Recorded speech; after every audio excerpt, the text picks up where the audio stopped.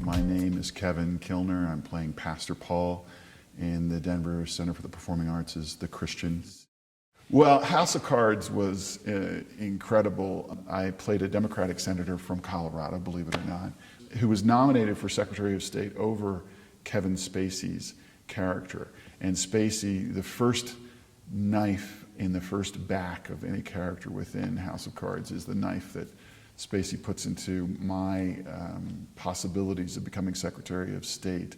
You know, what are the chances of being directed by David Fincher in your lifetime?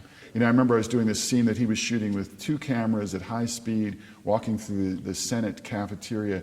He was pointing out to the DP, he said, "You see where this earlobe is in focus and that one is not? You've got to get me both."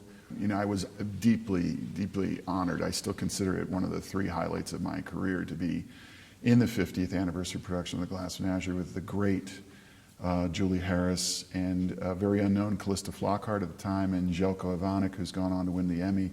I made it that he was Catholic, that it was a sin to kiss another woman in 1937 when you're engaged to another woman.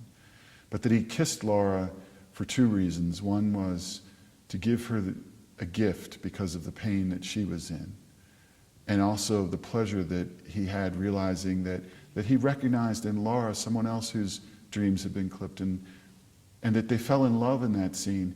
What happened to this guy who was the All-American, and now something deep has happened?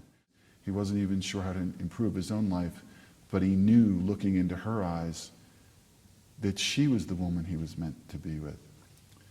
The image I had for myself to say the words that I can't call on you again, I thought that that should be like literally every show, as if I was pulling barbed wire out of my stomach.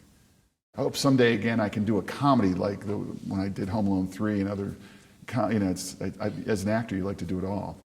Here's the funny thing about Smart House. We thought we were making this little movie for the Disney Channel to just entertain younger audience members about a smart house that sort of takes on a motherly, in Katie Seagal's wonderful voice, takes on the motherly control of a widower and his children. You don't know which ones will have this amazing ripple effect. And I would say that, you know, Smart House, that's probably maybe the biggest stone that's ever been dropped in the ocean that's had more ripple effect in my life and career.